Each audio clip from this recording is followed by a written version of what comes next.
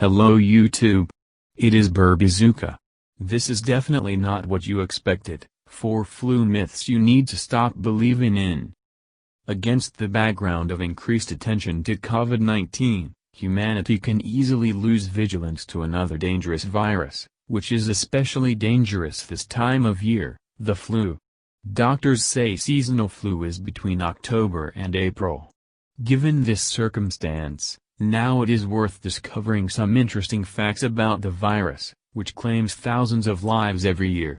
But now we offer you 4 common myths that you should stop believing in for a long time. Myth number 1. Cold weather provokes flu. It should always be understood that the real cause of the flu is the virus, and the weather has nothing to do with it.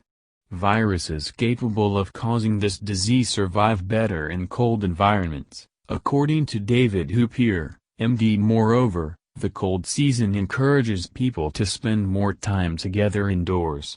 Typically, the windows are then closed, which reduces air circulation and increases the risk of influenza spread. Also, low temperatures can suppress immunity, which makes us less resistant to viruses.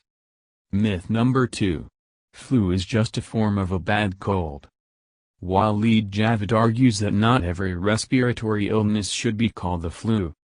Although both the flu and the common cold have similar symptoms, they are still provoked by different microorganisms. And while you don't feel well with a cold, the flu can make you feel like you've been run over by a train. Colds rarely provoke dangerous complications, which can never be said about influenza viruses. Myth number 3. Antibiotics may help treat flu. Influenza is a viral infection. Antibiotics only treat bacterial infections, such as sore throats or urinary tract infections.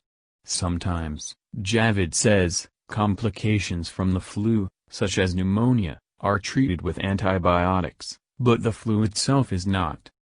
Myth number 4. You don't need the flu vaccine if you rarely get sick. The flu is highly contagious, and so even healthy people get it.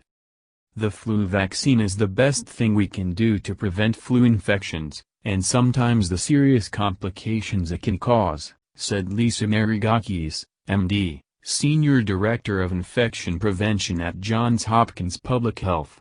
I have to get flu shots every year, and in the midst of the COVID-19 pandemic, this becomes even more important. Thank you for your time and attention listening to me.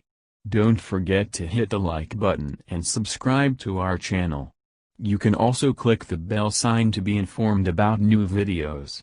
Have a great day.